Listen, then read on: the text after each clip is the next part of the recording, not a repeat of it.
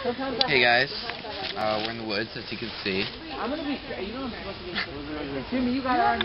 and today we are measuring the diameter of trees that are at least 10 centimeters or possibly greater. In order to do that, we are using a circumference formula. Pi d equals circumference, and 10 times pi is 31.4 centimeters, so we have a 31.4 centimeter length string. And we are just going to wrap it around the tree. Anything that is greater than 31.4 centimeters has a diameter that's greater than 10. And that's what we're doing. Okay, so what we have to do is determine the diameter of a tree.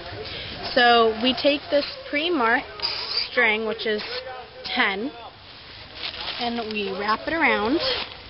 And since we already determined that it's more than 10, we just kind of hold where the two lines met, like that.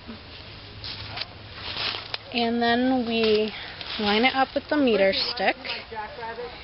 And this shows, that this tree is about 0.96 meters long. Okay.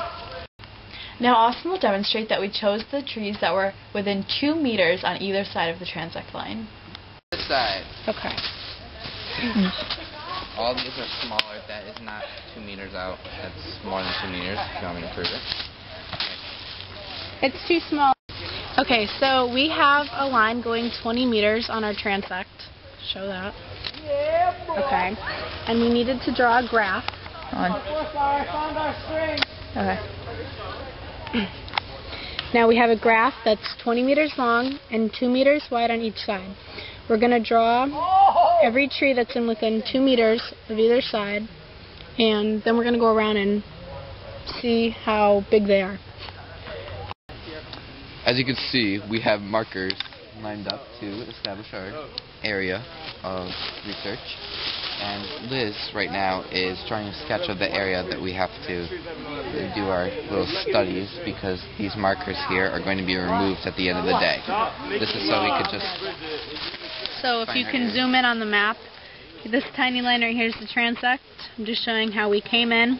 There are two sticks that are good markers. We got a tree here, some tiny plants, two skinny trees, a curvy tree which is a good marker, and some mini trees over here to know where it ends. We just went through the 20 meters of the transect that we had, and we found that we have 6 trees that have a greater diameter of 10. For example, like the smaller circles are in reference to just smaller trees.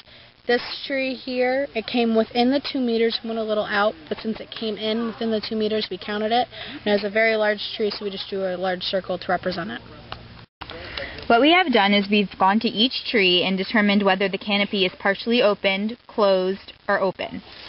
As you can see, most of the trees that we saw were closed, except for this big tree right here is partially closed.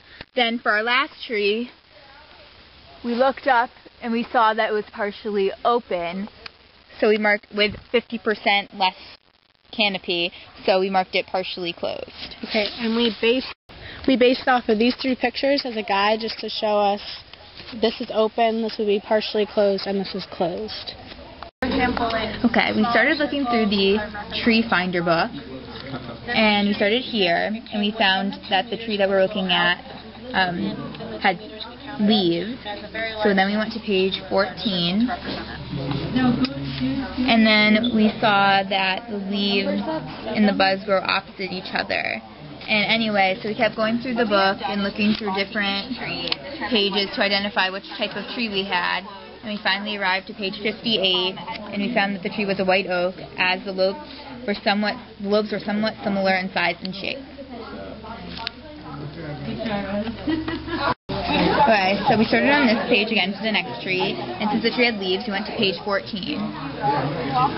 Then we followed the steps on page 14, and we went to multiple pages and found that the tree we were identifying was a sugar maple, because the leaf was about as long as wide as the base of the leaf, and it was curving, and that was the leaf that we found.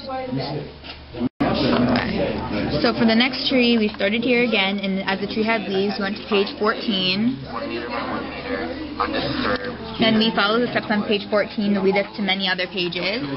And then we ended up on page 44, where we identified the tree as a black cherry, which is this leaf right here. There's an earthworm right here. Okay, the first tree was tree number 101, and we found out that it was a white oak, also known as Quercus alba. The second tree was tree number 102, and it was a white oak tree again, also known as Quercus alba. The third tree was tree number 103, and it was a sugar maple tree, which is also known as Acer saccharum. The fourth tree was another white oak tree, Quercus alba, and it was number 104. The fifth tree, number 105, was a black cherry tree, also known as Prunus serotina. Our sixth and last tree was tree number 106, and it was another white oak tree, also known as Quercus alba. Okay, so we took the soil temperature from an untrampled meter from the ground. We went about 3 inches deep. We left the thermometer in for about 2 minutes, and afterwards when we pulled it out, we got a temperature of 12 degrees. As you can see, I had to find a 1 meter by 1 meter undisturbed area in the woods, and I took up all the leaves, and we had to look for organisms. And as you can see, there's one little spider right there. Get him to start moving. I don't know if you can see that. And there's an earthworm right here. These are the only organisms that are still left after bringing up the leaves. We also found a mosquito and a little pill bug, 2 ants, and that's it.